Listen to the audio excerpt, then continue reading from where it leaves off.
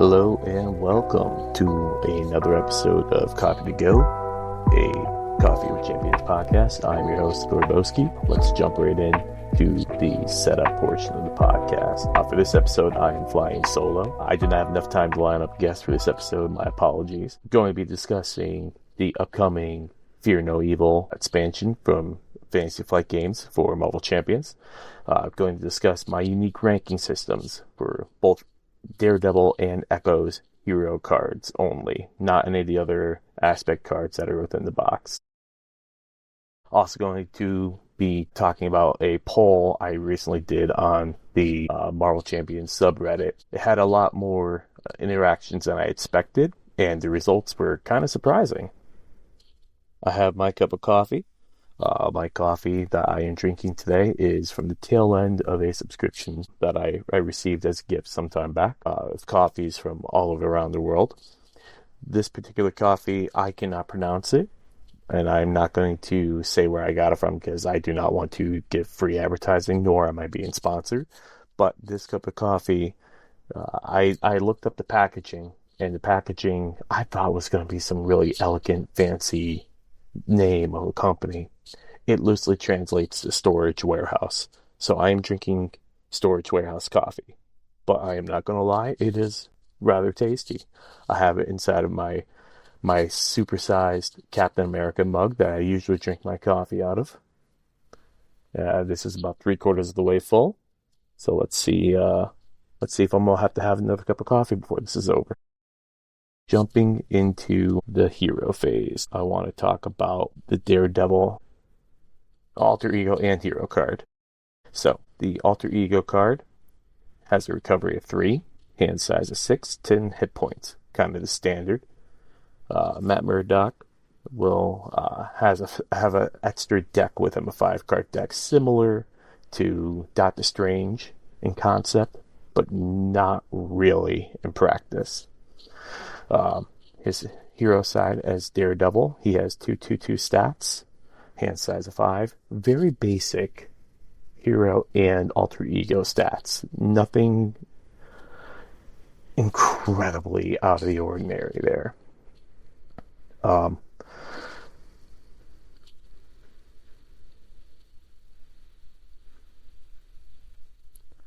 Looking at his hero-specific cards, going to start off with his ally, Elektra. 1 thwart, 2 attack, force interrupt. Whenever force interrupt in hero form. Whenever Elektra would take consequential damage, Daredevil takes that damage instead. That's a pretty powerful card. Any card where you could use your health as a resource. Maybe this is just me from my Magic the Gathering days, but that is going to be a very, very powerful card in my opinion. Next, we have Cross-Examination. It's a 1-cost event with a physical resource.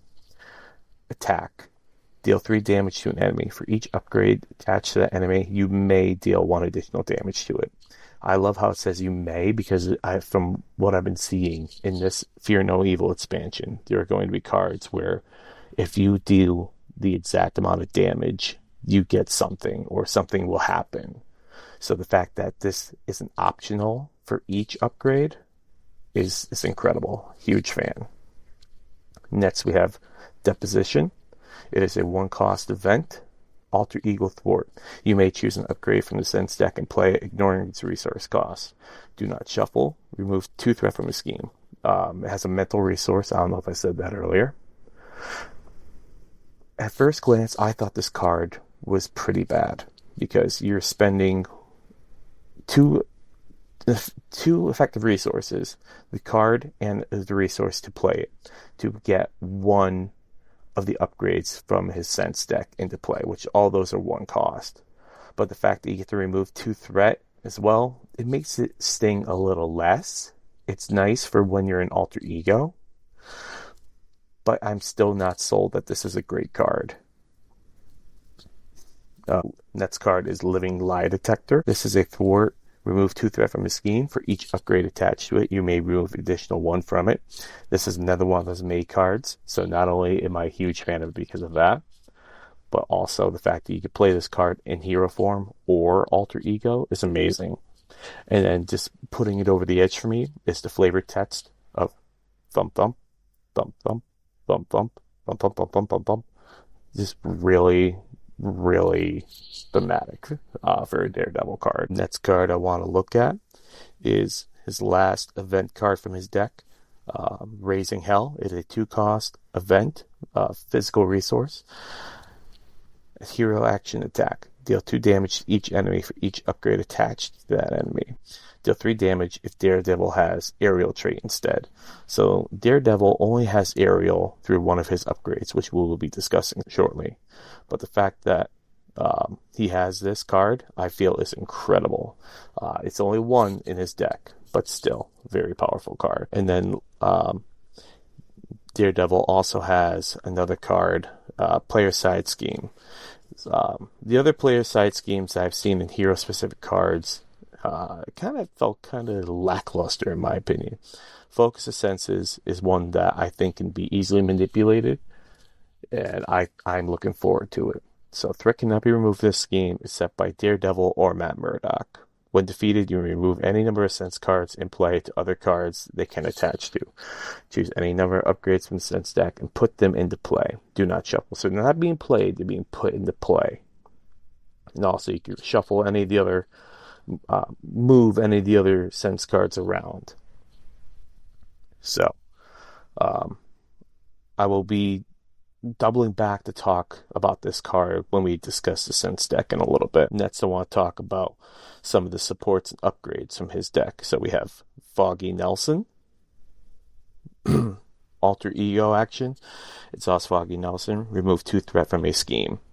2 cost with a mental resource. Standard card, pretty good. I'll take it. And we also have Nelson and Murdoch, another support. After an attorney character or support defeats a side scheme, confuse an enemy. So this will pair well with Foggy Nelson as well as Matt Murdock when he's doing this human lie detector or disposition. So being able to confuse an enemy when you clear a side scheme is pretty good, especially since this can be done by any attorney character. So if Matt Murdock is in hero form as Daredevil, if you're playing with another player or a two-handed or what have you, where you have She-Hulk in play, where she could somehow clear threat as an attorney character, you could still trigger this. Next, we have Sister Maggie, and this is a card that I think is pretty wild for his kit. I thought Aunt May was a good card previously for Spider-Man, but Sister Maggie is a 2-cost support, mental resource. Matt Murdock gets +3 recovery. After you recover, discard a status card from your identity. So not only is this a Night Nurse and Aunt May plus, but it's just incredible. So the fact that Matt Murdock can heal 6 health is just phenomenal. Next, we're going to discuss the 2 upgrades in his kit as well. We have Daredevil's Billy Clubs,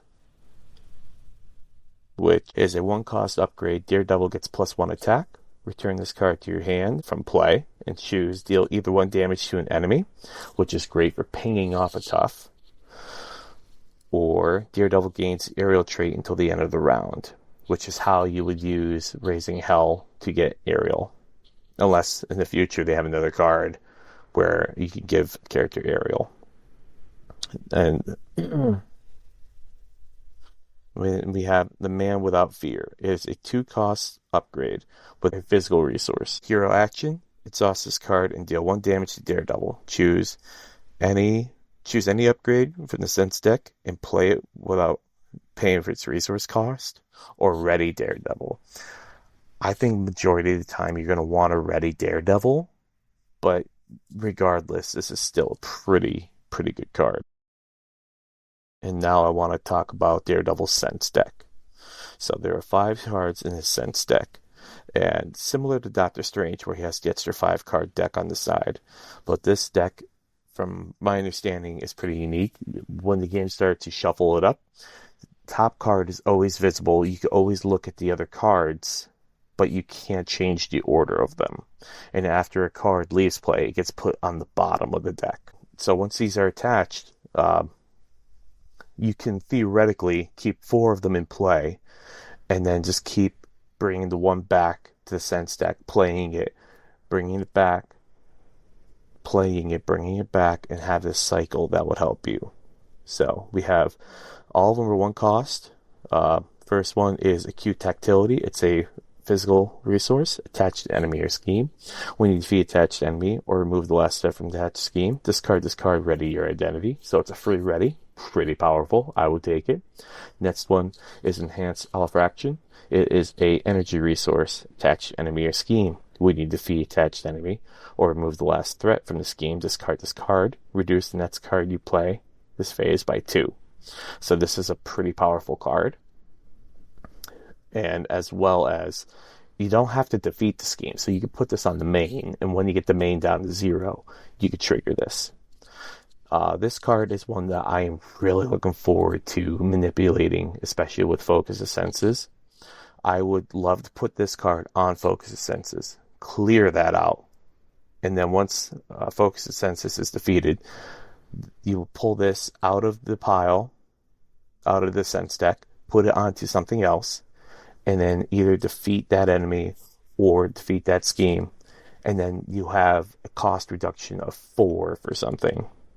So, who loves to play Avengers Mansion for free? Anyone here? Next, we have Heightened Hearing. It is a mental resource. When attached enemy attacks, discard this card. This enemy gets -3 attack for that attack. You become the target of that attack. So it's nice to draw the attack from someone else. It's a defense, and they also get -3 attack. Pretty powerful. I will take it. Radar Sense. It is a energy resource attached to an enemy. Response attack. After you attack attached enemy, discard this card. Deal 3 damage to that enemy. Pretty good. And then Superior Taste. Attached to a scheme. Mental resource. Response thwart. After you thwart that scheme, discard this card. Remove 2 threat from that scheme. So, the funny picture aside, it's a pretty good card as well. It's an easy way to get 2 more threat off of a scheme. In solo, it's going to be amazing. In multiplayer, it's going to be great on player side schemes, or any other side scheme for that matter. Now, next, I want to discuss my unique ranking system for these cards. So, I have a coffee score.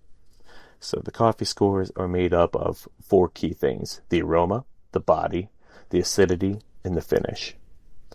So the aroma is the name of the cards in the kit, as well as the flavor text.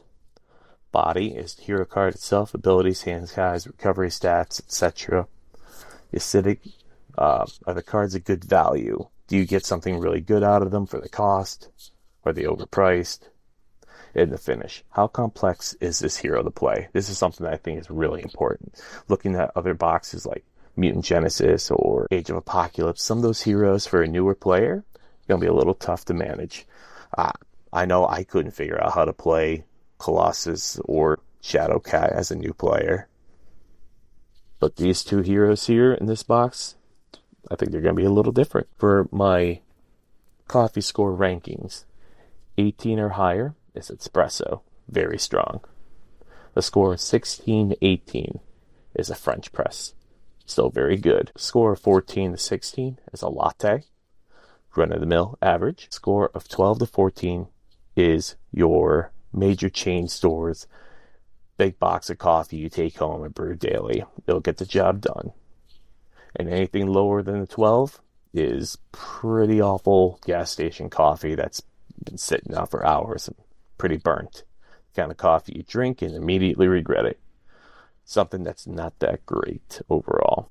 So let's look at Daredevil's coffee score. For aroma, names of the cards in the kit, Daredevil has a 5 out of 5 max score. All the cards in this kit named very well. The artwork, very fitting for all these cards. I even love, if I could give bonus points, I would, for the Sense deck, how the hero image in the bottom right corner looks different than the rest of his kit cards. Just outstanding job.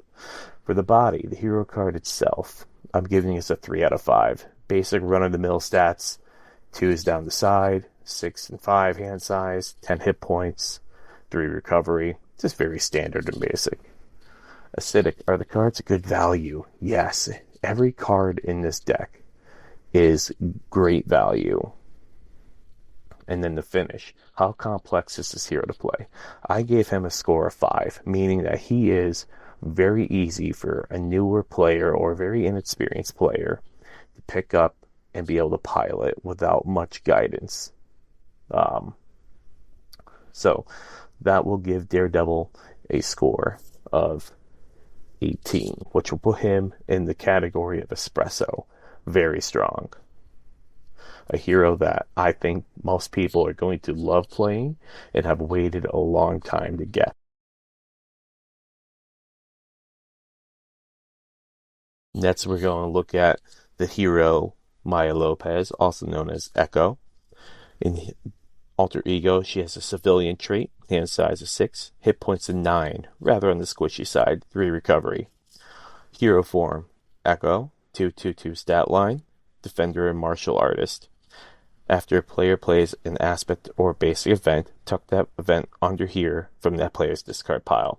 Then if there are more than 3 cards tucked under here, discard all but 3 cards. So you can always have at most 3 cards under her. Any more than that will trigger this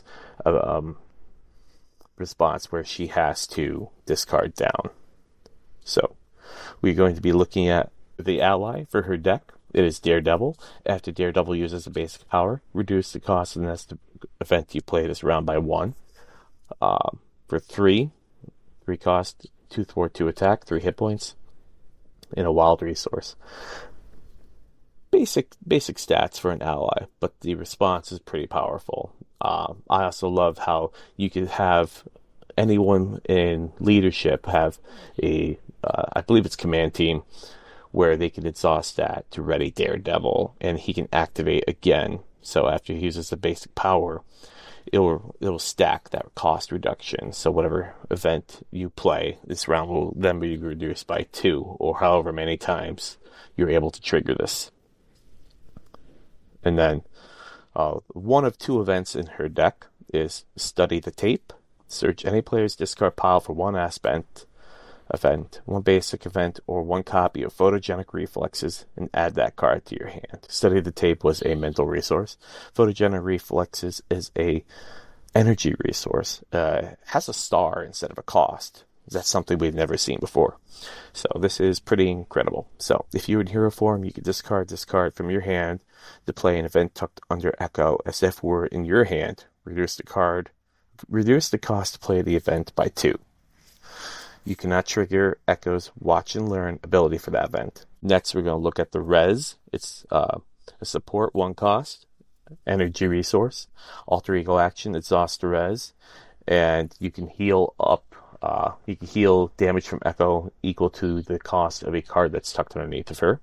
I think that's pretty incredible. Good way to heal. We have a 2-cost upgrade, American Sign Language. It is a mental resource. It is a resource generator, something that I feel a lot of kits need, but not many of them have. And the fact that she has one built in, as well as a whole bunch of cost reduction, I think puts her at a higher level than if she didn't have it. So, ASL, American Sign Language, hero response, exhaust this card, generate a wild resource for an event. Next, we have Echo's Katana. It's a restricted weapon. Hero response, after you play an event, exhaust Echo's Katana, deal damage equal to an enemy to that event's printed cost. This attack gains piercing. And then we have Muscle Memory, hero action, exhaust this card, add an event tucked under Echo to your hand, up 2 cost upgrade, physical resource. I think these 2 cards are pretty strong. I also cannot wait to see them comboed with Directed Force. Directed Force is from the Psylocke hero pack. So it is a 0-cost event with a physical resource.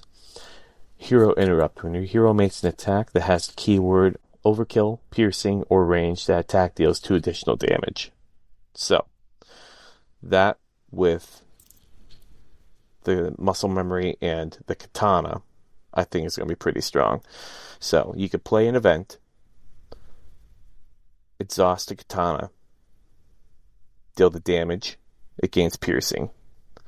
Play Directed Force for 0. It'll gain 2 additional damage. Tuck that event, Directed Force, underneath Echo, and then you can recur it with Muscle Memory. I love this combo already, and I cannot wait to try it out in a game. Next, we have Choreography. It is a 1-cost upgrade with a mental resource, skill, action. Exhaust this card, shuffle 1 aspect or basic event card from your discard pile into your deck. If you're an alter ego, draw a card. So I think this is great for shuffling more copies of Photogenic Reflexes back into your deck. You only have 6 of them in there, which seems like a lot, but of course, as the game goes on, you'll be able to find them easier. But to start the game, the more bigger deck size, it's going to be hard to get at first. So let's look at Echo's coffee score. So for the aroma, the card names, flavor text, I don't know if it's just because I've never read many Echo comics or because I'm not very familiar with the character, but I personally gave that a score of 3 out of 5. As for the body, I gave her the same score as Daredevil, a 3 out of 5. Very basic stats across the board. For acidic, for the value of the cards, I gave this a 4 out of 5. All the cards in her deck are of good value. And then for finish, how complex is this hero to play? This is a tough one. I gave this a score of 2 out of 5. And my reasoning for that is if you're playing this deck solo, it's going to be a lot harder than if you're playing it in multiplayer. And even when you're playing it in multiplayer, you also have to worry about if other players have good events in their deck, if they're also playing event-heavy decks. Furthermore, I feel that Echo is not a very good hero to play solo in Justice. Perhaps I'm mistaken about that, but I feel there's going to be a lot of spinning the wheels until her kit gets ready and her board state gets set up in a way that works. Now we're going to move to the villain phase, which is where I'm going to discuss a recent Reddit poll. Alright, do you stick to the number of mods recommended for a scenario? I had this open for almost a week now, so it's still technically going, but I think the results are pretty conclusive at this point. With 515 votes tallied so far, 248 people said yes. 154 people said yes. He even used recommended mods all the time too. That answer surprised me because I know one thing that this community loves is the variety of being able to mix and match modular sets together into different scenarios. Being able to have sentinels in a deck with crossbones, for example, something that you wouldn't see in the comics or in the MCU anywhere, but in the game, it's a fun change. 15 people said no, they do not stick to the number of mods recommended for a scenario, just outright no. Which maybe they add more, maybe they add less. Either way, I found that to be pretty interesting. And then 98 people said it depends on the scenario or the situation, and that's where I fell in this category. If I'm trying out a deck where I just want to slap around minions and destroy them, I'll add minion heavy modules or extra ones. Or if I'm playing a cable deck where I just want to thwart, I will add in the appropriate level of mods. Or some of the answers I've seen, let me see if I can find this one. Kilbray said, if I'm replacing a recommended mod set of 8 cards with a mod set that only has 4, I think it makes more sense to add another one with a similar low card count. I also do something very similar. I'm going to be adding another poll for Reddit community here shortly for next month's episode. Be on the lookout for that. To everyone who participated in it, thank you very much. I read every single comment and I tried to reply where I could. And now I'm going to move to the encounter card phase, where I will talk about a mod set that I feel is very thematic for something that is going on in my life right now. I chose the Hounds mod set. I was previously dog sitting for a family friend, and they have 4 dogs. So seeing a mod set that had 4 hounds in it felt very thematic for me. And now for the cleanup portion of the podcast. Next month's episode, I do not currently have a guest lined up for it. It might be another solo episode, but I will be taking a dive into the hero card kits of both Jessica Jones and Luke Cage. And I'm going to give my thoughts on their kit, as well as what aspects I am looking forward to playing them both in. Well, this cup of coffee is just about empty. Let me go get another cup. Thank you all very much for joining me. If you like this content, please like and subscribe, and be on the lookout for more content coming out in the future. Thank you very much. Have a good one.